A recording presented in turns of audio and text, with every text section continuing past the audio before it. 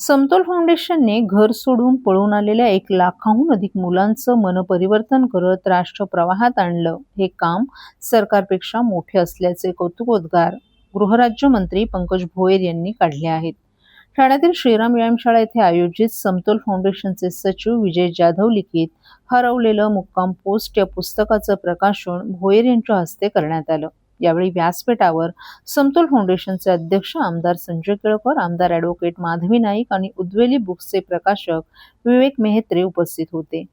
भोयर यांनी यावेळी समतोल फाउंडेशनच्या कार्याचंही कौतुक केलं. समतोल फाउंडेशन सारख्या संस्थांमुळे समाजाचा समतोल राहतो. ज्या काळात भौतिक सुखासाठी लोक धावाधाव करत आहेत, अशा काळात आमदार संजय केळकर, विजय जाधव यांच्यासारखी माणसं समाजाच्या आणि राष्ट्राच्या हितासाठी झटत आहेत. अशा व्यक्तींमुळेच हा समाज तरुण आहे.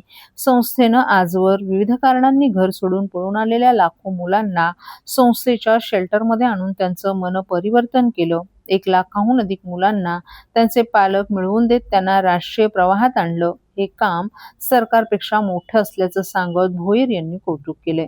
हरवलेलं मुक्काम पोस्ट या पुस्तकात संस्थेच्या कार्याचा आढावा, लेखकाचे अनुभव, संघर्ष आणि हरवलेल्या मुलांमध्ये झालेलं मनपरिवर्तन, राबवलेले उपक्रम यांचा ऊहापोह असून ही पुस्तकं आपण आपल्या कार्यालयामार्फत पोलीस अधिकाऱ्यांना पाठवू, तसंच शासनाकडून जास्तीत जास्त सहकार्य करण्यासाठी प्रयत्नशील राहू, असं भोयर यांनी सांगितलं. समतोलचे अध्यक्ष तथा आमदार संजय केळकर यांनी संस्थेच्या कार्याचा आढावा घेतला.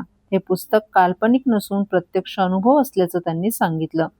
जेव्हा एखाद्या अपयशातून नैराश्य येते, अशा वेळेला हे पुस्तक निश्चितच प्रेरणादायी ठरेल. घर सोडून पळून आलेली मुलं ही स्टेशन परिसरात राहून गुन्हेगारांच्या संपर्कात येतात आणि गुन्हेगारी क्षेत्राकडे वळतात. परंतु समतोलनं आजवर सुमारे 1,18,040 मुलांचं मनपरिवर्तन करत त्यांना मानमोली येथील केंद्रात शिक्षण आणि संस्काराच्या माध्यमातून राष्ट्रीय प्रवाहात आणल्याचं केळकर यांनी सांगितलं.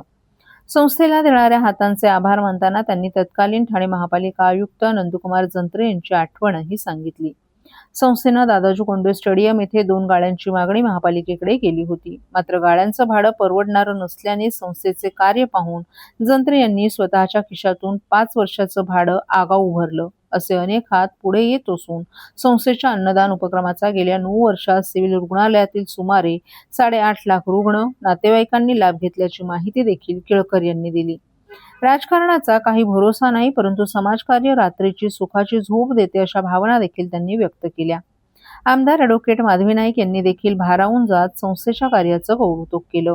सुरुवातीला विजय जाधव यांनी गेल्या अनेक वर्षात आलेल्या कडू-गोड अनुभवांचंही कथन केलं. कार्यक्रमात मनपरिवर्तन झालेल्या मुलांनी देखील त्यांचे अनुभव कथन केले. मुक्काम पोस्ट प्रकाशन केलं आणि समतोलबद्दल काय सांगता?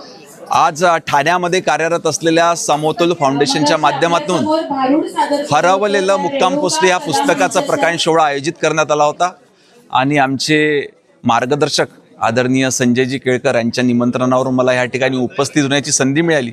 निश्चितच एक अतिशय उत्कृष्ट, अतिशय चांगलं आणि समाजाला दिशा देणारं पुस्तक आज या ठिकाणी प्रकाशित झालेलं आहे.